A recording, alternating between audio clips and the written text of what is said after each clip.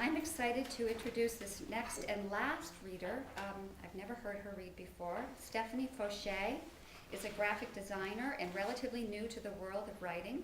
Her first book, The Mystic Files, is due to be published in the fall of 2009.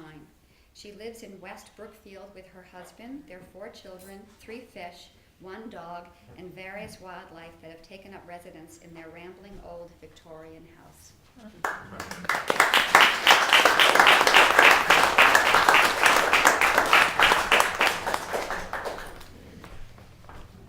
Hello. Thank you. I just want to thank Dory too for all of her help. What I'm going to read is the beginning of the book, The Mystic Files, which I had started before coming to Dory's workshops, and she has been such a tremendous and wonderful help to me, and she deserves a little thank you line at the end of my book when it comes out. Anyway, this is the beginning of the book. It's actually a children's book for ages roughly 8 to 12, 3rd through 7th grade.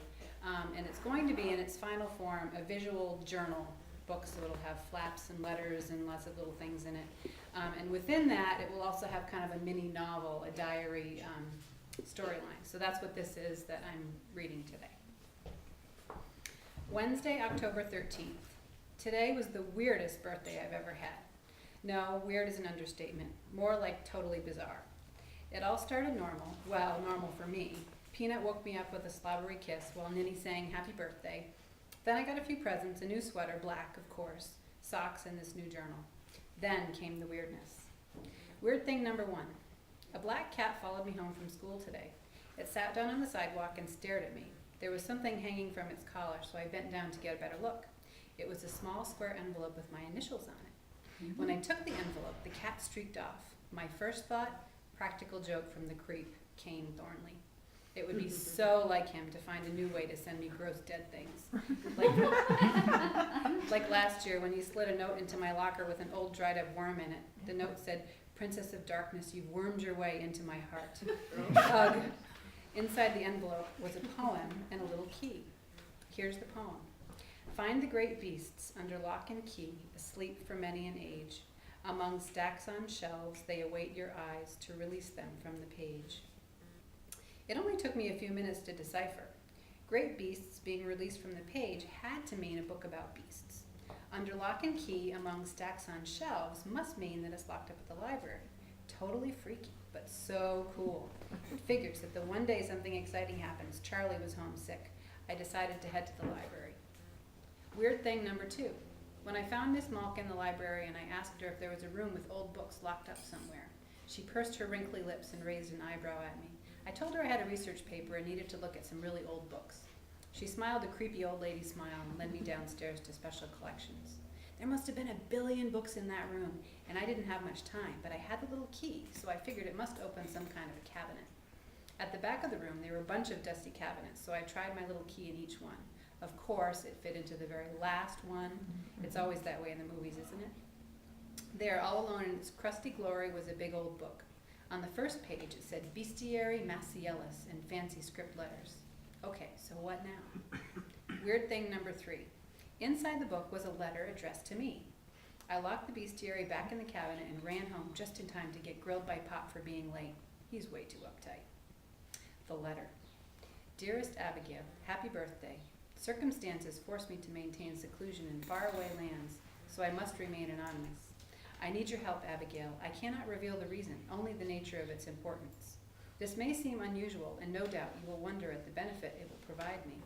All will be revealed in time. What I'd like you to do is research. Begin with mythical beasts. This bestiary will serve as a starting point. Find as much information as you can, educate yourself, investigate the mysteries, then discern for yourself the fact from the fiction. I will contact you again soon. Send word of your progress via the cat. For now, it's very important that you begin this research, but even more importantly, tell no one. I realize this is all very strange, but look around. You may start to find that all is not as it seems. With my sincerest thanks, your devoted friend. Later. Dinner was torture, but it did taste good, especially the coconut chocolate surprise cake. Ninny forgot what the surprise was. Poor Ninny. I was dying to get up to my room to call Charlie. Charlie sounded really sick, but before I could say anything, he wished me a happy tridecentenary, That's a Charlie word for 13th birthday. And then went on about the algebra test tomorrow. Ugh, I totally forgot about it. Billo the Pillow gives really cruel tests. We call him the Pillow because he wears white shirts that are 2 sizes too small, and he's not a skinny guy. Anyway, I read Charlie the letter and told him everything. He was flabbergasted. We wondered if I should show the letter to Pop, but then Charlie guessed that based on Pop's typical draconian demeanor, draconian is a Charlie word for unusually severe, he would probably freak out, rip the letter to shreds, and not let me out of the house ever again. Charlie's right. Pop will freak. I'm not telling him. What am I going to do? Do I do what this devoted friend is asking? But I'm supposed to keep it a secret. Is that a gigantic red flag or what? But it's the most exciting thing that ever happened to me.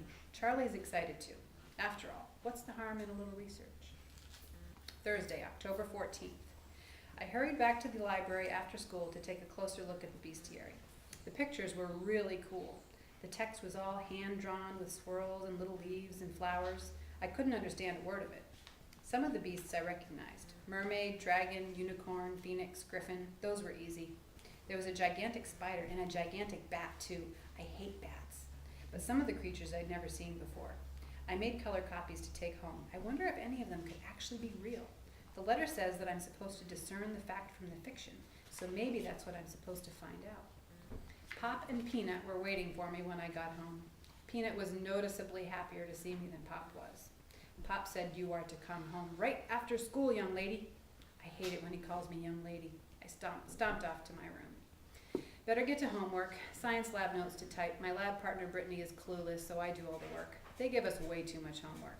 How is anyone supposed to have a life? Oh, wait, I forgot. I have no life. Friday, October 15th. Friday night, school dance tonight. Lifeless me is not going, of course. And did I mention yet that Kane Thornley is the biggest creep that ever lived?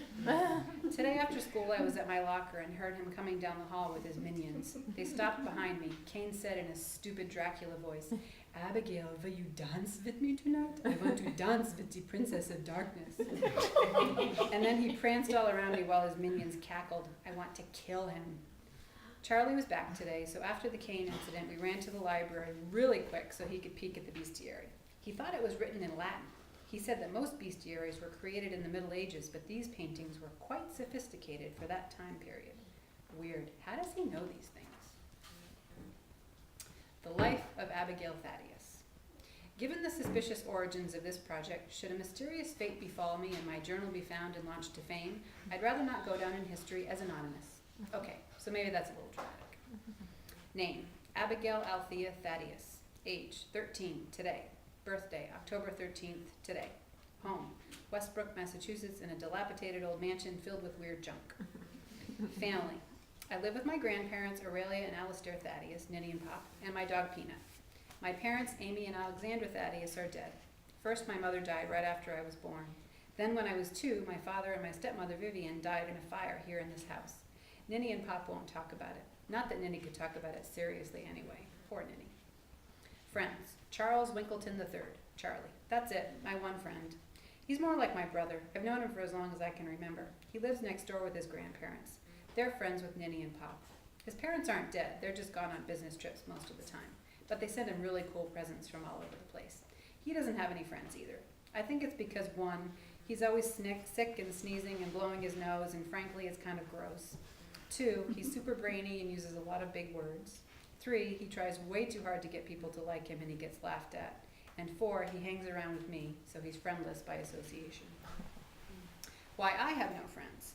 1, it's kind of hard to get past the stigma of being the kid who lives with the crazy old people in the scary old house. 2, a few disasters transpired during my formative years where I was teased mercilessly and forced into social exile. So, unlike Charlie, I decided to ignore everyone. Who needs friends anyway? They're overrated. Besides, you can't really miss what you've never had, right? Same goes for my parents. I don't remember them, so logically, how can I miss them? Sunday, October 17th. I was reading and web surfing until almost midnight last night. Yesterday, I told Pop I was going to see Charlie, but instead, I ran to the library. I took out Willie Lay's Exotic Zoology, the Book of Fabulous Beasts, and Sea Enchantress, a book on mermaids. Same day, later. Something really weird just happened. Ninny came into my room and whispered that she had a secret to tell me, but she couldn't remember what it was. That's not the weird part because she never remembers anything. This time she had a key in her hand. She unlocked one of the spare rooms and whispered that maybe something in there would help to remind her.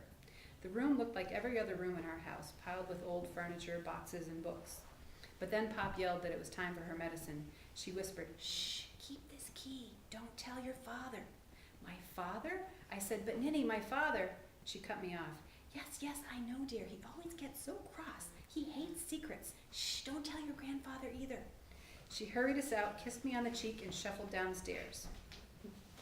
Monday, October 18th. Weird thing happened last night. It was late. I tiptoed to the bathroom, trying not to wake up Ninny. Pop was in his study with his gigantic headphones on, scribbling furiously. On the way back to my room, I felt a whoosh over my head. A bat! I hate bats. We always get bats in the house. I screamed. Peanut ran out of my room. Ninny ran out of her room and tripped over Peanut. Pop was oblivious, so I grabbed him from his study. He caught the bat, put it in a little cage, and ordered me back to bed. Ninny kissed me goodnight and checked under my bed for dust bunnies. She's obsessed with dust bunnies. She thinks they're spies. Out in the hall, I overheard Pop tell her that he'd take the bat up to the attic. The attic? Why? After Pop was gone, I sneaked out and asked Ninny what Pop was doing. She whispered, "Oh, my dear, it's just not safe for them anymore. It's the spies. They're everywhere." Spies again. I should have known better than to ask Ninny. Thus ended the bat incident.